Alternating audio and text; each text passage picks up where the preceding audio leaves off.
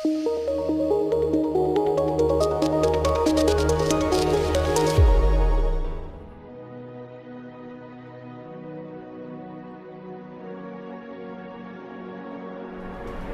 harus dapat melihat jika saat ini telah terjadi pergeseran paradigma hukum dari keadaan retributif atau pembalasan menjadi keadilan restoratif atau pemulihan. Kegelisahan saya melihat penanganan perkara yang menimpa rakyat kecil dan beraspek pada kemanusiaan semakin mendorong saya untuk melakukan terobosan hukum. Karena hukum tanpa keadilan adalah sia-sia. Ingat, hukum tanpa keadilan adalah sia-sia. Dan hukum tanpa kemanfaatan juga tidak dapat diandalkan.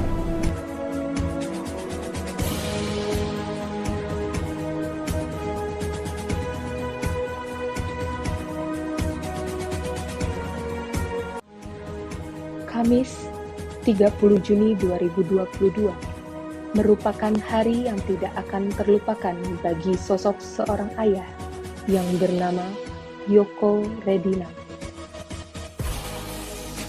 Sosok tulang punggung keluarga yang yakin bahwa mendung tak akan selamanya singgah di langit.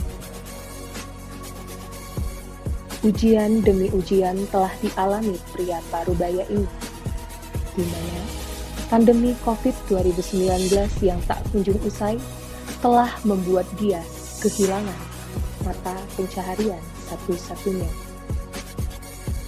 Tanggung jawabnya sebagai seorang ayah menuntutnya untuk menjalani dua peran sekaligus, yaitu sebagai sosok ayah dan sosok ibu bagi kedua orang anaknya yang masih duduk di sekolah dasar.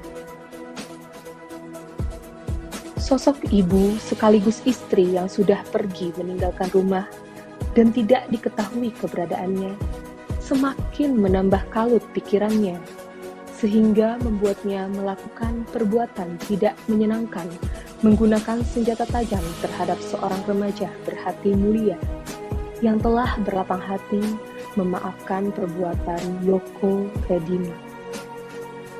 Semangat restoratif justice telah menunjukkan bahwa keadilan yang sesungguhnya bersumber dari hati nurani, di mana tersangka dan korban telah terpulihkan hubungannya pada keadaan semula, terciptanya keharmonisan masyarakat, sebagaimana amanah Jaksa Agung Muda Tindak Pidana Umum Kejaksaan Agung Republik Indonesia, Dr. Fadil Zumhana.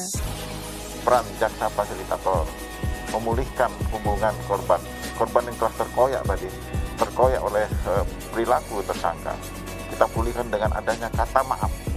Ketika kata maaf dan perdamaian itu terjadi, itulah inti penyelesaian, itulah keadilan sesungguhnya bagi rakyat.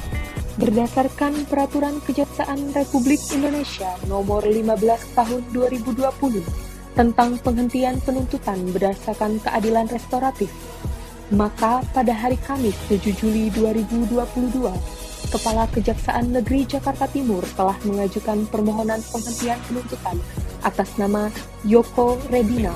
Proses perdamaian telah dilaksanakan pada hari Kamis tanggal 30 Juni bertempat di kantor Kejaksaan Negeri Jakarta Timur. Telah terjadi kesepakatan perdamaian tanpa syarat.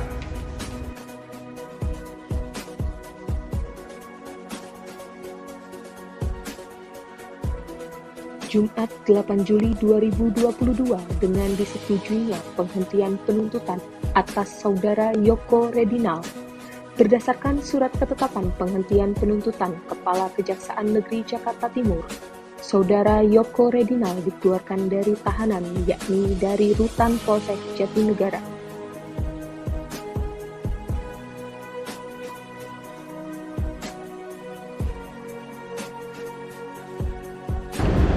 Perkara yang menimpa Pak Yoko hari ini bisa ditahan.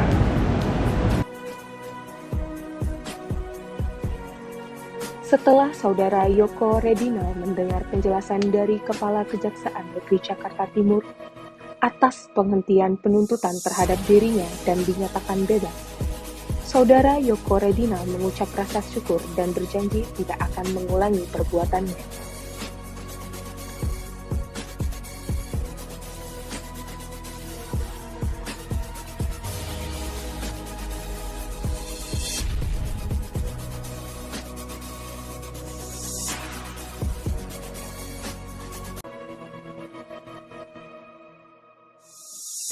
Kepala Kejaksaan Negeri Jakarta Timur menyerahkan surat ketetapan penghentian penuntutan, sehingga Saudara Yoko Redinal dapat menghirup udara bebas dan kembali kepada keluarganya.